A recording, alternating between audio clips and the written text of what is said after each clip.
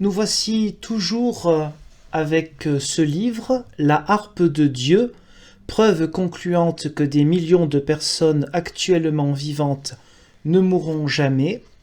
Livre écrit par M. Rutherford en 1921. Quelques exemples de prophéties, entre guillemets. Page 16. À la page 16, il est fait référence, entre autres, au prophète Naoum, chapitre 2, versets 4 et 7. On va prendre un exemple comme ça en lisant directement dans le texte biblique. Bon, là, c'est la traduction second 21, mais prenez n'importe quelle traduction. Donc, Naoum, chapitre 2, versets 4 à 7. Et on va voir ce qu'il en dit ensuite. Les boucliers de ces héros sont rouges, les guerriers sont habillés de pourpre, dans l'étincellement du métal apparaissent les chars. Le jour qu'il a fixé pour la bataille, et les lances sont agitées. Les chars s'élancent dans la campagne, foncent sur les places. À les voir, on dirait des flambeaux. Ils courent comme des éclairs. Le roi de Ninive se souvient de ces vaillants hommes, mais ils trébuchent dans leur marche. On se précipite vers les remparts. On se prépare à la défense. Les portes qui donnent sur les fleuves sont ouvertes et le palais s'écroule. Donc voilà, il est question de guerre, de guerriers, de chars. Écoutons donc le passage page 16 qui évoque Naoum, de 4 à 7. Le chemin de fer date de moins de 100 ans. Effectivement, nous sommes en 1921 là. Et cependant, le prophète de Dieu, il y a bien longtemps, en fit une claire description ainsi que de sa marche, et prophétisa qu'il serait utilisé au temps de la fin, au temps où le Seigneur préparerait l'établissement de son royaume. Je pense qu'il n'est pas nécessaire d'être un grand théologien pour avoir compris que c'était un petit peu se moquer du monde que de prendre dans un texte très ancien les questions de chars avec du métal, de la guerre. D'abord l'établissement de la fin, le temps de la fin, ce n'est pas clair du tout, ça n'a aucun lien avec la fin. Et ensuite parler du tramway, du chemin de fer. Il reprend ensuite Daniel pour le tramway électrique. Voilà, ça vous montre un petit peu le niveau, ce qui est appelé prophétie dans ce livre, pour montrer quand même le niveau de ce qui s'appelle prophétie. Un autre exemple, nous sommes maintenant à la page 209 et un petit peu ensuite 210. Les Écritures découvrent un parallèle complet entre l'âge judaïque et l'âge de l'Évangile. Le parallèle existe aussi bien au point de vue du temps qu'à celui des événements.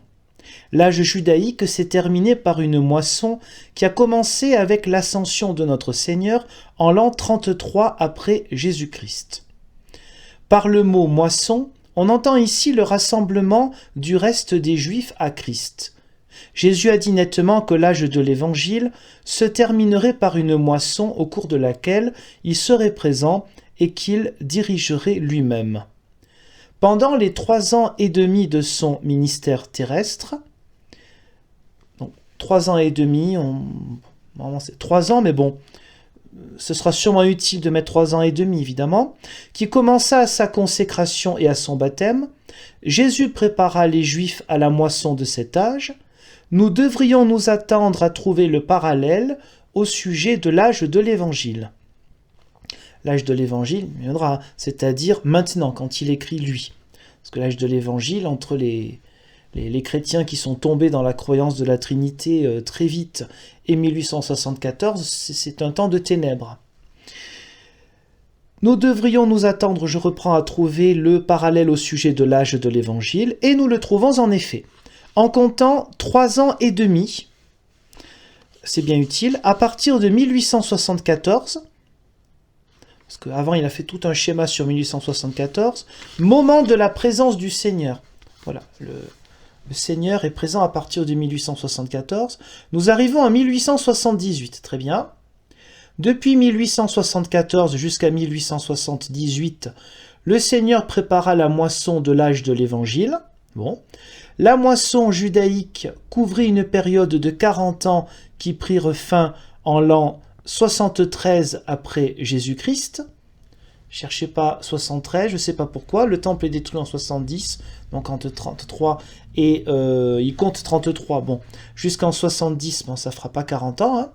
Nous pouvions par conséquent prévoir la fin de la moisson générale de l'âge de l'Évangile pour 1918. Là, c'est écrit en 21. Là, il n'est pas question du fameux 1914.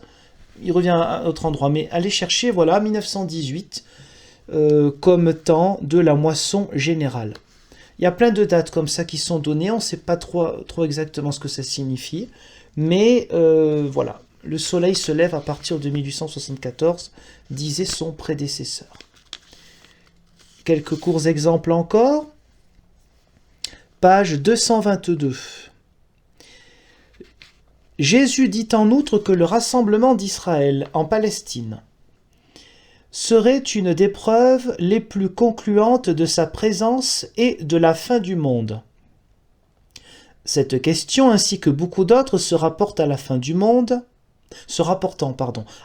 monde, sont considérées en détail dans la brochure déjà mentionnée, entre guillemets, « Des millions de personnes actuellement vivantes ne mourront jamais », fermez les guillemets.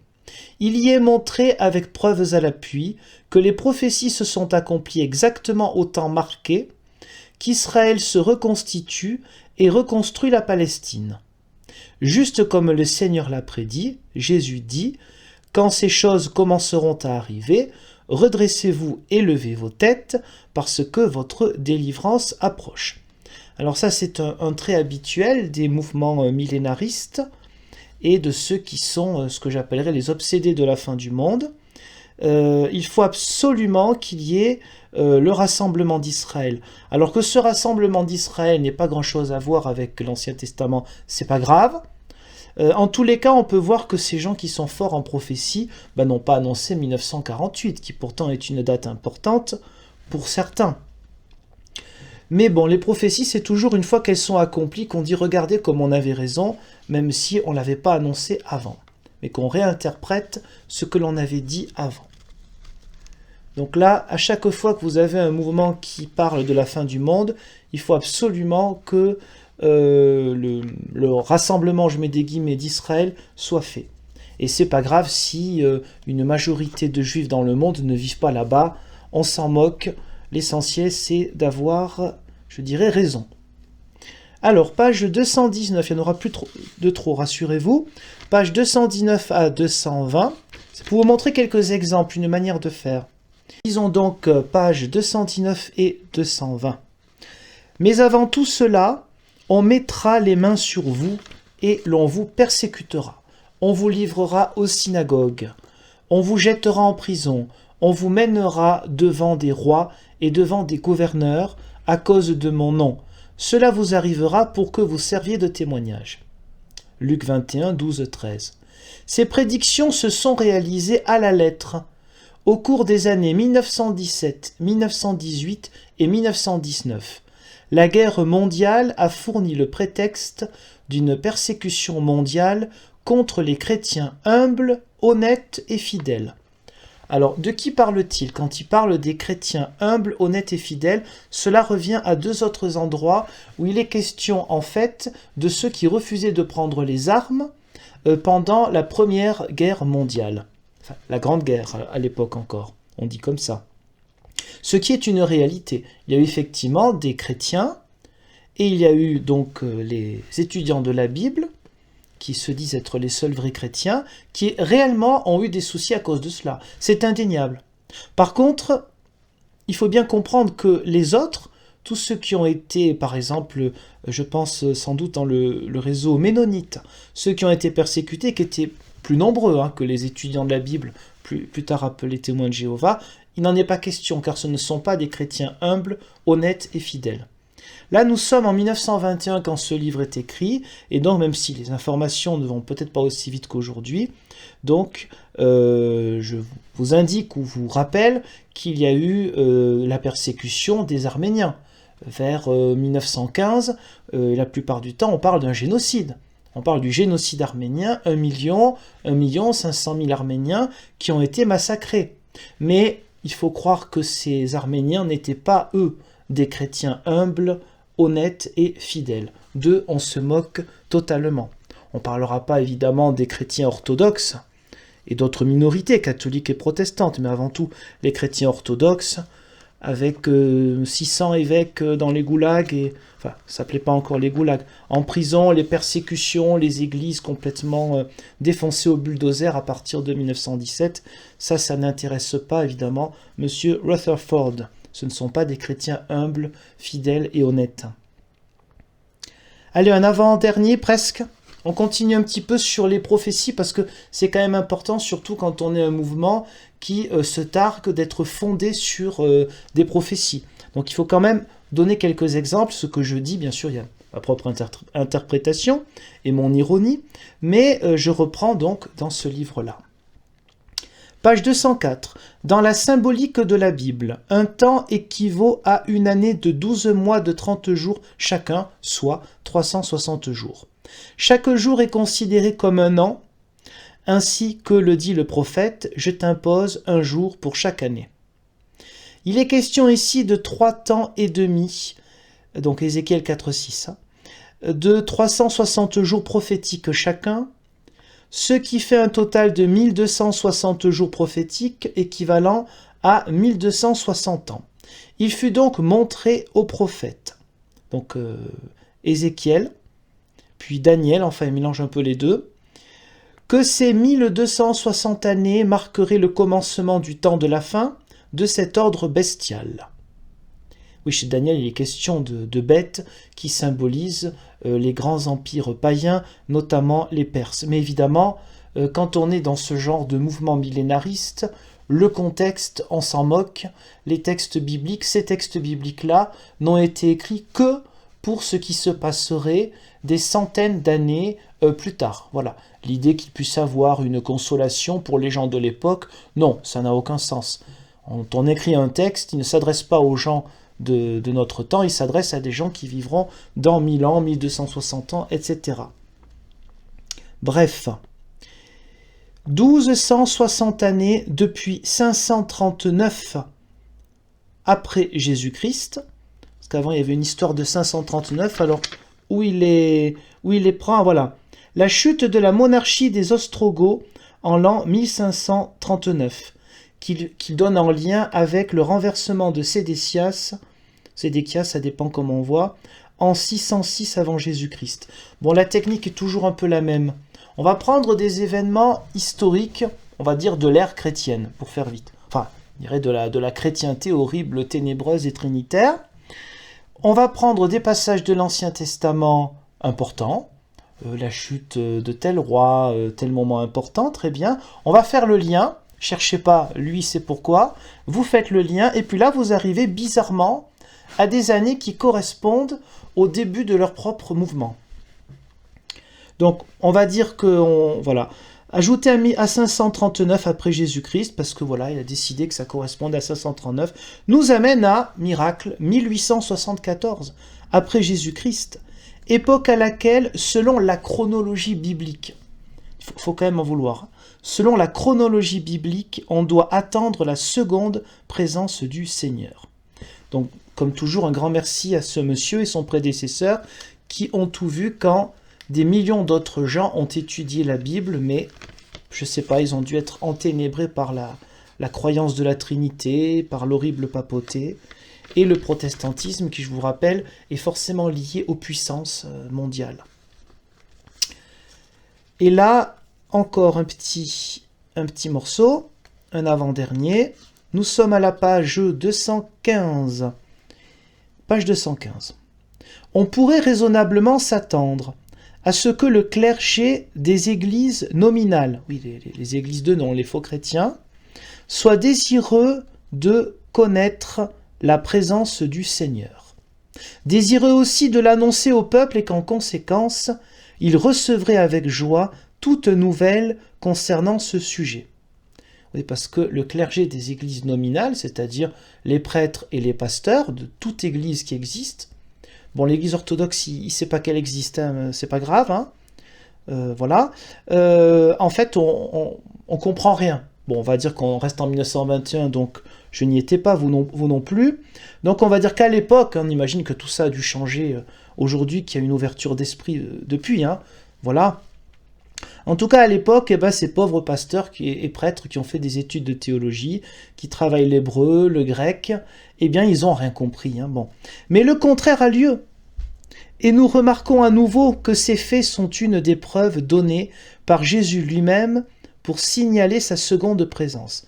Donc, analysez un petit peu. Le fait qu'il y ait l'ultra-majorité des chrétiens, qui d'ailleurs n'ont pas encore entendu parler d'eux pour la plupart, mais ils se prennent un peu pour le centre du monde, qui ne les écoutent pas eux, c'est la preuve qu'ils ont raison. Voilà. Par contre, quand il y a des gens qui deviennent étudiants de la Bible, tel est le nom à l'époque, là c'est la preuve qu'ils ont raison aussi. Parce que si vous vous souvenez, dans une précédente vidéo, j'avais envoyé le lien vers la publicité lorsque ce livre sort. Hein. En 1921, il y a cette publicité, dans The Washington Times, le 26 novembre 1921. Et là, nous avons donc des gens, des 15 000 personnes qui viennent pour écouter ce message admirable. Et donc, voilà, vous avez des gens d'un peu partout qui viennent.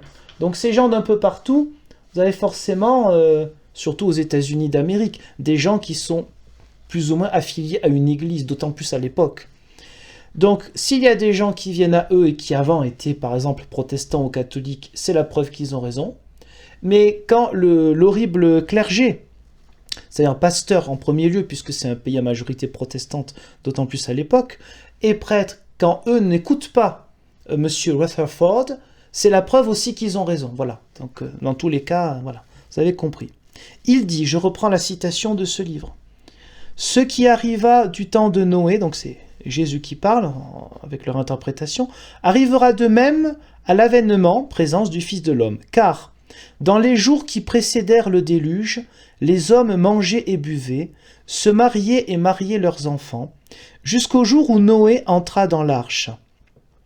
Et ils ne se doutèrent de rien, jusqu'à ce que le déluge vînt et les emporta tous. Il en sera de même à l'avènement, présence, du Fils de l'homme, Matthieu 24, versets 37 et 39. Au lieu de proclamer aussi « Voici l'époux, le Seigneur est de retour, le royaume est proche », ces ecclésiastiques raillent et se moquent. Alors d'abord, vu le nombre d'étudiants de la Bible, d'autant plus à cette époque-là, la plupart des ecclésiastiques, comme il dit, ne devaient même pas connaître l'existence des étudiants de la Bible. Je pense qu'il y a un côté un peu nombriliste sur les bords. Et de plus, alors ce fameux déluge, puisque tout est en lien, il arrive quand alors? Parce que là, on est en 1921, il arrive quand? Si c'est la Deuxième Guerre mondiale, eh bien, puisqu'on est bon en prophétie, autant l'annoncer, c'est pas annoncé. La crise de 29, c'est pas annoncé. Bon. Mais là, nous arrivons au dernier passage, et qui me semblera être sans doute le plus intéressant, parce que on va faire un lien avec autre chose. Page 206 à 207. En 1799, la puissance bestiale de Rome, c'est toujours très nuancé, hein, dominée par le système papal, oui, parce qu'il reprend des bêtes du livre de Daniel. Vous savez, ces grands empires qui avaient le danger pour le peuple élu. Dans le livre de Daniel, pour faire vite, vous avez le danger pour le peuple élu avec les empires païens autour, mais Dieu protège son peuple, il n'abandonne pas son alliance. Même chose dans le livre de l'Apocalypse, eh bien Dieu n'abandonne pas l'Église, malgré l'Empire romain, malgré la grande prostituée de Babylone qui est la dictature de Rome. Enfin évidemment, il ne faut surtout pas parler du contexte, sinon on n'a rien compris. Donc en 1799, la puissance bestiale de Rome, dominée par le système papal, reçut une blessure mortelle. Donc là, il est question de quelqu'un, si vous êtes français, de bien de chez nous. On avait enseigné au peuple que les rois avaient un droit divin de gouverner et le clergé un droit divin de dominer les consciences. Alors, petite pause. à cette époque-là, il existe déjà dans le monde, il existe des républiques, il existe des monarchies constitutionnelles depuis les années 1820-1830, mais bon, hein, on va pas faire dans le détail. Une blessure mortelle pour la papauté, évidemment, il ne faut pas regarder avant dans l'histoire du christianisme. Les 100 ans du schisme avec la papauté en Avignon, la Réforme, et bien d'autres moments où la papauté a été, entre guillemets, mise en danger. Et puis, l'année la plus importante du danger de la papauté, c'est 1870, quand il n'y a plus d'états pontificaux. Mais ça ne rentre pas dans la, je mets des guillemets, chronologie biblique de ce monsieur. Je reprends. Lorsque Napoléon emmena le pape prisonnier en France, cocorico, hein, et lorsque plus tard il refusa de se laisser couronner par lui et se coiffa lui-même de la couronne, là c'est vrai, bravo, traitant ainsi avec mépris la prétendue autorité papale, les peuples de la terre, y compris les rois, commencèrent à ouvrir les yeux et à se rendre compte que la papauté ne possédait pas le droit divin qu'elle prétendait avoir. Alors, ça faisait déjà 270 ans, 260 ans que tous les chrétiens de la Réforme avaient compris que la papauté n'est pas de droit divin. Ça fait partie des différences, sauf que nous on en discute, hein, on ne considère pas les autres comme des enfants du diable. Hein. Donc ça fait partie des différences entre le protestantisme et le catholicisme romain, qu'il y ait un droit humain, qu'il y ait des traditions, qu'il y ait des choses locales, pourquoi pas, mais pas de droit divin, ça fait partie des différences. Mais ce monsieur ne connaît visiblement pas le protestantisme et il ne connaît visiblement pas l'Église orthodoxe, une fois de plus. Ça fait longtemps qu'elle n'a pas reconnu l'autorité de Rome en dehors de ses, entre guillemets, territoires. Mais bon, passons. Donc, continuons. Pour lui, hein, c'est clair, c'est en 1799 qu'il y a cet arrêt de la puissance bestiale de Rome. En 1849, hein, pour information, il y a la République romaine qui ne dure que quelques mois et le pape de l'époque, Pie IX, est obligé de fuir un peu plus vers le sud, à Gaeta. Et donc ça c'est un coup terrible pour l'autorité de la papauté avant encore 1870 où il n'y aura plus d'État dans le sens donc politique. Mais bon, ça ne sert pas la chronologie biblique de monsieur. Peu de temps après, je reprends, parurent les premières sociétés bibliques qui eurent jamais été fondées. La Société biblique britannique et étrangère fut organisée en 1803, la Société biblique de New York en 1804, la Société biblique prussienne à Berlin en 1805, la Société biblique de Philadelphie en 1808 et la Société biblique américaine en 1817. La Bible fut traduite et publiée dans un grand nombre de langues. Elle fut vendue si bon marché que les pauvres même purent se la procurer et qu'en très peu de temps, ces millions d'exemplaires furent mis entre les mains du public. Le système papal dénonça ces sociétés comme sociétés bibliques pestifères. Le temps était cependant arrivé où la connaissance devait augmenter et où le Seigneur réalisait sa promesse en mettant la lumière désirée à la portée de ceux qui avaient faim de vérité. Le public commença à apprendre que Dieu ne fait pas exception de personne, et que les rois et les papes, les prêtres et le commun peuple doivent tous rendre leur compte au Seigneur et non pas aux hommes. Fin de citation. Donc, la logique de l'argumentation, une date qui... Tout ça, c'est en lien, soi-disant, hein, avec le livre de Daniel. Bon. Donc, nous avons ces dates, nous avons un changement de perspective grâce donc à la connaissance qui avance. Mais, alors moi, j'aimerais bien comprendre comment cela se fait-il que les horribles trinitaires, on n'en parle plus. Parce que ces sociétés bibliques, là, ce sont des sociétés bibliques protestantes. Parfois interéglises. Pourtant, donc, ce sont des gens qui croient à la Trinité. Et leurs traductions sont forcément biaisées. Mais non, il n'y a pas de problème. Là, on ne voit pas les églises protestantes comme un problème. À partir du moment où on utilise une argumentation avec des fondements, je ne sais d'où ils sortent, eh bien là, non, il n'est plus question de critiquer les trinitaires. Et je vais terminer, cette fois-ci vraiment, avec un lien avec une manière de faire, en fait.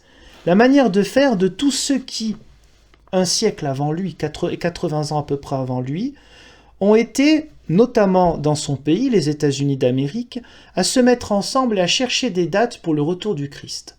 Mais il n'en parle pas. En tout cas, ni dans ce livre, ni dans celui d'après, on aura Dieu voulant d'autres vidéos, ni dans celui de son prédécesseur que nous avons déjà un petit peu vu. Il ne parle pas des gens qui étaient, comme on dira ensuite, adventistes, de tous ceux qui ont utilisé les mêmes méthodes de comptabilité avec le règne de tel roi, en faisant le lien avec ce qui s'est passé dans les 2000 ans d'histoire de la chrétienté, et qui vont changer très souvent. Ce système-là est toujours le même. Alors, vous vous souvenez des sociétés bibliques, là, nous venons d'évoquer. Alors, je vais prendre un extrait d'un autre livre, qui n'est pas un livre des étudiants de la Bible, qui n'est pas un livre du mouvement qui s'appellera plus tard des Témoins de Jéhovah, mais qui est un livre de Ellen White, qui est très importante dans le mouvement adventiste. Mouvement qui a commencé avec la recherche de dates de fin du monde, 1833, 1834, etc. D'autres ont abandonné à chercher les dates et se sont mis ensemble, et ce qui a permis d'avoir une église, on va dire sérieuse, une église protestante sérieuse. Mais d'autres ont continué avec la même manière de chercher des dates. Ce livre, donc, qui s'intitule « La tragédie des siècles », a été écrit d'abord en 1888 par Ellen White. Ça s'intitulait « Le grand conflit », première version de la tragédie des siècles, et la deuxième version que nous avons ici date de 1911. Ces informations proviennent de ellenwhitecenter.org, donc sur Internet, et je vais vous donner le titre donc en anglais. Peut-être cela vous rappellera des thématiques chez notre ami Rutherford et son prédécesseur Russell. The Great Controversy Between Christ and Satan. Voilà. Ça fait longtemps, on ne l'avait pas entendu, Satan, là, il est là. Donc ce livre réécrit, corrigé en 1911, nous lisons les pages 308 et un peu 309. Vous vous souvenez, Napoléon, les sociétés bibliques. Écrit en 1921. Ici, le livre corrigé en 1911, d'un autre mouvement. Bien qu'immolés par la puissance blasphématrice qui monte de l'abîme, les témoins de Dieu ne devaient pas demeurer longtemps silencieux. Après les 3 jours et demi, un esprit de vie venant de Dieu entra en eux, et ils se tinrent sur leurs pieds. Et une grande crainte s'empara de ceux qui les voyaient. Donc là, on a des références bibliques dans le livre de l'Apocalypse, évidemment, c'est toujours les classiques, Daniel, Apocalypse. Voilà. C'est en 1793 que l'Assemblée nationale, Cocorico, on parle de nous, de nous français, pardon pour ceux qui ne sont pas français, que l'Assemblée nationale avait décrété l'abolition de la religion chrétienne et la suppression des saintes écritures. Petite pause, l'abolition de la religion chrétienne, à interpréter quand même. 3 ans et demi plus tard, la même Assemblée rapportait son décret et tolérait ainsi la libre circulation du livre saint. Le monde, épouvanté à la vue des débordements qui avaient suivi la répudiation de l'Évangile, reconnut la nécessité de la foi en Dieu et en sa parole comme base de la vertu et de la morale. Petite pause, nous rappelons que dans le contexte, pour la France, la quasi-totalité des Français sont de confession catholique romaine, même si je ne suis pas spécialiste d'Ellen White et qu'il me semble que son écriture et son message est un petit peu moins, un petit peu moins intolérant que celui de Russell et Rutherford, excusez-moi, eh bien, elle ne doit sans doute pas être très très proche du catholicisme romain, et c'est un euphémisme. Donc parler de la religion chrétienne, parler de la vertu et de la morale pour en fait une église qu'elle-même conspue, ne cherchez pas la cohérence. Mais bon, le sujet n'est pas elle, mais c'est pour vous montrer les liens qui ne sont pas assumés par les étudiants de la Bible. Je reprends, cela a été écrit. Qui as-tu insulté et outragé? Contre qui as-tu élevé la voix? Tu as porté tes yeux en haut sur le Saint d'Israël. C'est pourquoi voici, je leur fais connaître cette fois. Je leur fais connaître ma puissance et ma force, et ils sauront que mon nom est l'Éternel. Ça, c'est Ésaïe 37, 23. On met comme ça en batterie des passages bibliques. Il faut suivre à la lettre, parce que sinon, comment comprendre le lien voilà. Le prophète ajoute au sujet des deux témoins, et ils entendirent du ciel une voix qui leur disait, donc là on revient à l'Apocalypse, toujours en lien avec l'Apocalypse, même si ça n'a rien à voir, une voix qui leur disait « Montez ici », et ils montèrent au ciel dans la nuée, et leurs ennemis les virent. Depuis que la France a fait la guerre aux témoins de Dieu, ils ont été plus honorés que jamais. En 1804 fut fondée la Société biblique britannique et étrangère. Elle fut suivie de l'organisation en Europe de plusieurs sociétés semblables et de sociétés auxiliaires. En 1816 avait lieu la fondation de la Société biblique américaine et en 1818 celle de la Société biblique protestante de Paris. Quand fut organisée la Société biblique britannique, les Saintes Écritures étaient imprimées en 50 langues. Depuis, elles l'ont été en plus de 800 langues et dialectes.